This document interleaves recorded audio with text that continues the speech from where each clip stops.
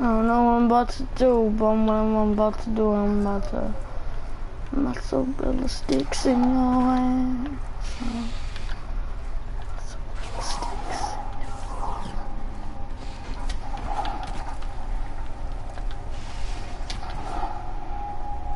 Take some motherfucker.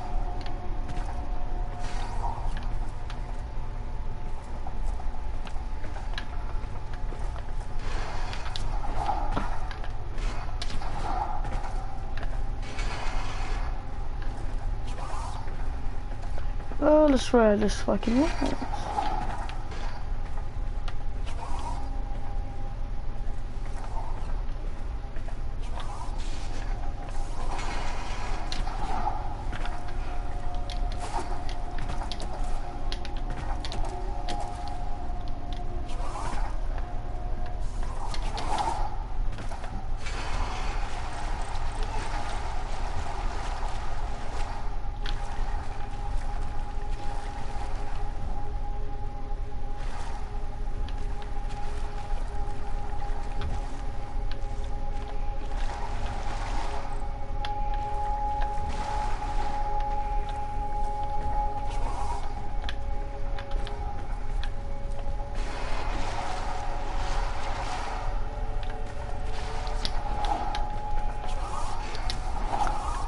Man, these doors don't open fast enough. Are these human? Am I a human?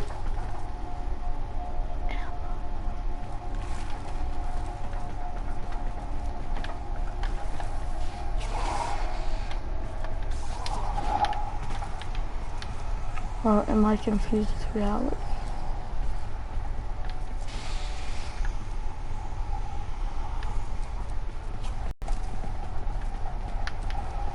Where's that dude going? I need to see where he's going.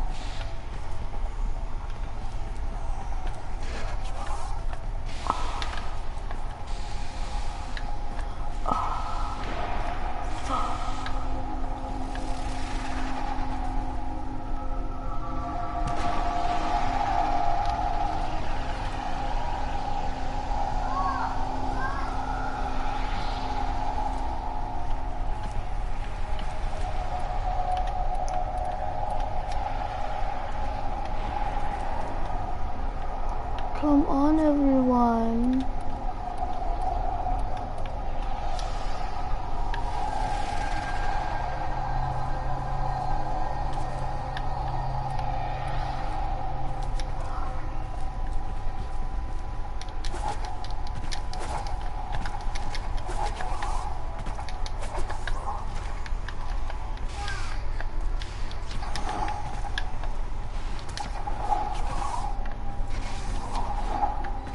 Where should I go to fight, though?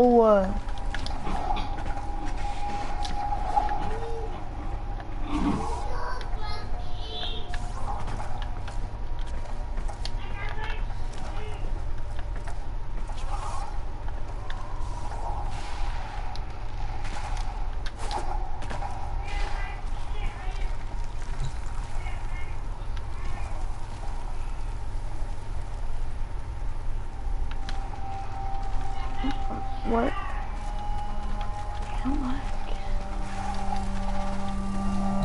Okay, I guess I'll just do this. The Lotus seduced the Tenno, led them on a complacent path like oxen.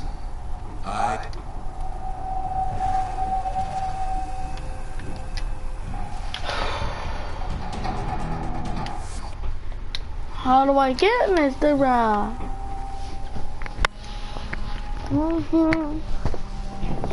So hard game.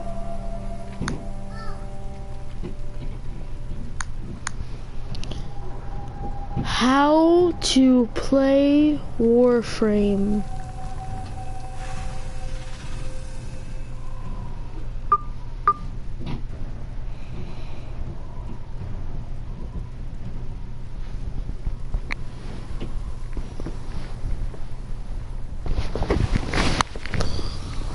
Oh, Wikipedia, really, motherfucker.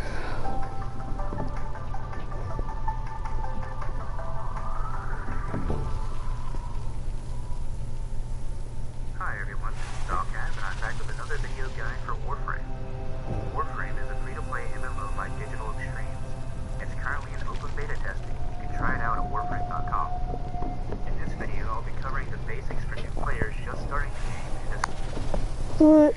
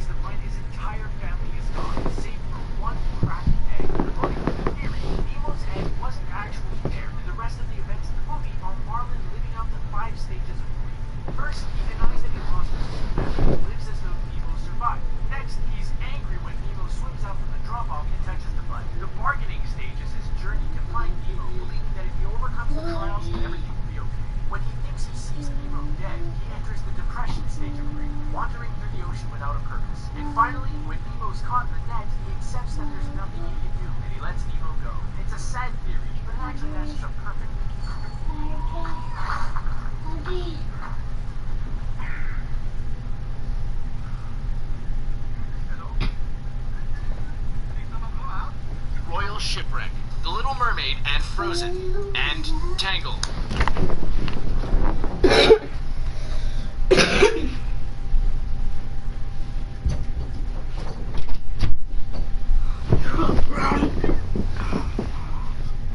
And Tarzan? As we all know, Anna and Elsa's parents went to sea what they could see, and they wound up in Davy Jones's locker. Some say they were headed to Rapunzel's wedding, because we see her and Flynn show up for Elsa's coronation later. If that is the case, there's a possibility that their ship sank close to Atlantica, and that is the ship that Ariel discovers in The Little Mermaid. So it's possible that Ariel stumbled upon their watery grave. But yet another Disney theory suggests that the king and queen didn't die. Instead, they were able to swim to an island nearby, build a treehouse, and have a beautiful little monkey boy named Tarzan. Of course, that means that they die at the jaws of a ferocious jungle cat. Boy, these folks just can't catch a break. 10,000 years will give you such a crick in the neck. It's all a lie. Aladdin. In the beginning of Aladdin, we're introduced to a peddler who tries to sell us, the viewers, on some random junk. Seeing that he's about to lose a sale, he pulls out all of the stops and busts out his most rare and mysterious item, a magic lamp. This piques our interest, but we're not sold unless this thing is really special. That's when the peddler begins his story about the true nature of the lamp, or at least that's what he wants us to think. He goes on about some Aladdin guy who finds the lamp in a cave and a genie pops out who gives him 3 wishes. What a load of malarkey. It's obvious he's just making it all up to make a sale. After all, he does look and sound a lot like Genie. He's probably fabricated the whole thing.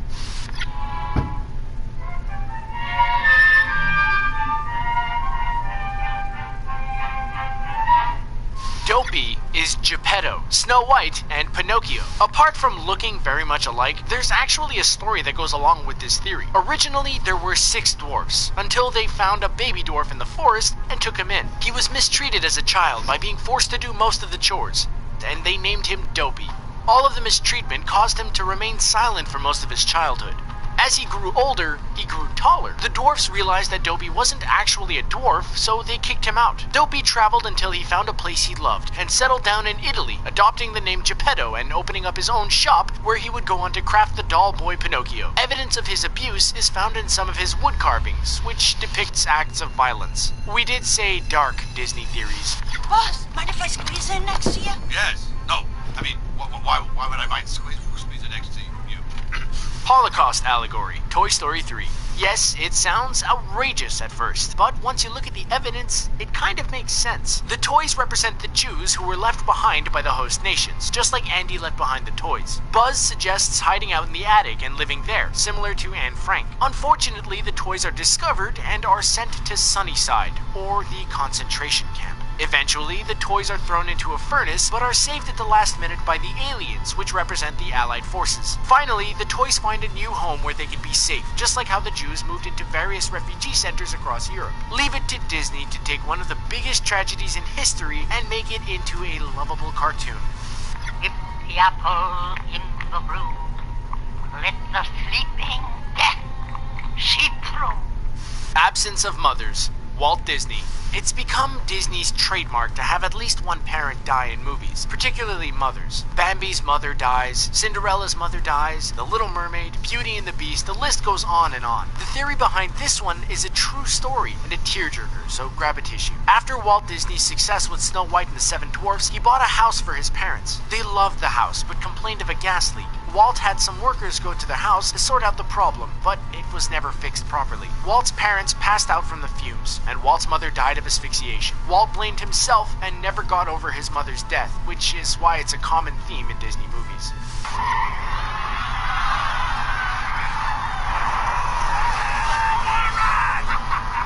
Humans became cars. Cars. This theory puts cars into the distant future, or at least an alternate present. People have found that being in cars all the time is far more efficient than using them only as transportation. So they've developed a way to be completely synced up with cars all of the time. The cars are still being made with mirrors and doors, which means there must be people inside. So once a human is created, they're placed inside a car, their eyes are linked up to a device that lets them see as the windshield, and their limbs are connected to the tires. The inevitable pollution killed all of the animals and made living as a car a necessity. Instead of food and water, scientists developed a way to convert gasoline into the nutrients needed to keep the humans inside the cars alive. Yes, someone really came up with this theory.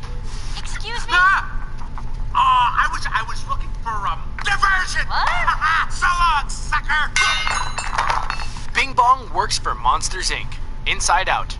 Bing Bong is introduced as Riley's imaginary friend. He talks about how they used to spend so much time together playing and making her laugh. Eventually, though, Riley grows up and forgets about Bing Bong. But what if Bing Bong was actually real? Some people think that Bing Bong is actually a monster that works for Monsters, Inc. He used to be her monster and would go through her closet door to make her laugh and gather energy. One day, Bing Bong suffers a terrible fate and dies, but the memory of him lives on in Riley as an imaginary friend. It's kind of a nice thought, at least until she forgets about him and he dies forever. That's kind of sad. I have access to the entire curse word library. This new console is done. What are you telling him, Mufasa? Mufasa? Simba?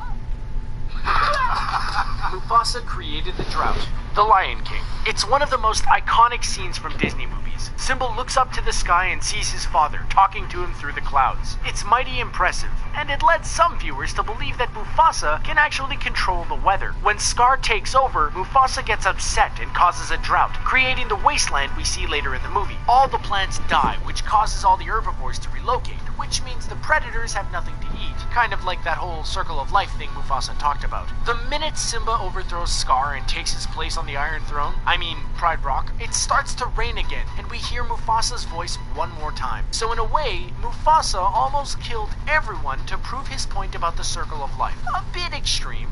Hey, these guys are professionals. They're the best. Come on, they're not lying down on the job. Andy's father left. Toy Story.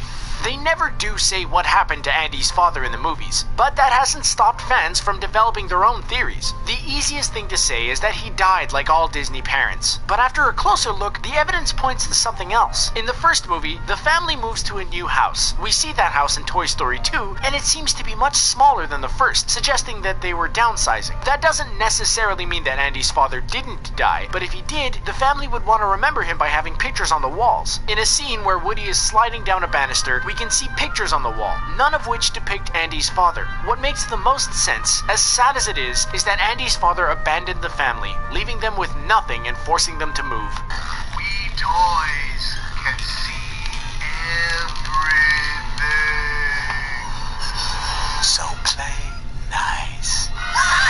Well, there you have it. Disney is not quite as family friendly as you may have thought. So what do you think? Do you believe any of these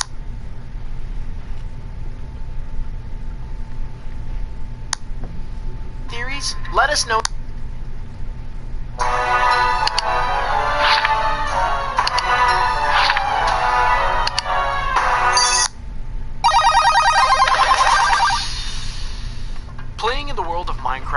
about cultivating creativity, socializing with other players, and exploring all different types of worlds. For some players, this has led to creations and designs far beyond the scope of the creator's original intentions. From terrible to downright insane, check out 10 of the most messed up things people have done in Minecraft. But before you do that, click subscribe. You'll join our notification squad and be the first to know of new content. Villagers vs. Zombies. There are two basic Minecraft characters that players love to mess with. The villagers roam the lands and offer you items, but they may be one of the most abused parts of the game. The zombies can cause problems, but are mostly just a great way to test out some of the weapons that you have. When you combine the two, you can have a bloodbath as the zombies will quickly look to feed, and the villagers cannot do much to fend them off. One player decided to create a huge pit where 1,000 villagers were placed into. By introducing a zombie to the pit, you can witness the chaos that occurs as villagers start losing lives and the zombie population grows. The ensuing battles created chaos, carnage, and fights more chaotic than any war movie you've ever seen before. The 2B2T server. Exploring Minecraft servers is one of the best parts of playing the game. While some servers are great, there's one server you should avoid altogether. The 2B2T server. Standing for 2 builders and 2 tools, it's one of the most offensive servers you can find in the game. Along with the constant cursing and insensitive language, the level is filled with swastika symbols, crude signs, and destroyed buildings. The main players that inhabit the 2B2T server are not there to make friends. They explore to kill and destroy anything that players have created. A number of these players also use a variety of hacks that allow them to run faster, have better weapons, and use godlike powers to maintain control. If you do find yourself exploring the server, try to find peace in one of the tunnels that can be explored for hours at a time. The Hall of Heads. When Minecraft players are creating mods, there are bound to be various glitches that occur. In one particular mod, when a player is killed, there's a chance that they'll be left beheaded. Their head will be left on the ground as an actual object that other players can pick up, store, and keep in their inventory. Instead of letting all those good heads go to waste, players decided to make a morbid decoration out of the glitch. After building a large wall, the heads started getting put up for display. It looks like a hunter's cabin in the woods as dozens of heads hang up on the wall and showcase the casualties that can occur in Minecraft. Hardcore mode servers. One of the best parts about Minecraft is the ability for endless gameplay. There are no game overs, you simply will respawn and continue your adventures, minus some of your saved items. Sadly, that is not the case with hardcore mode. If you die in a hardcore mode server, you're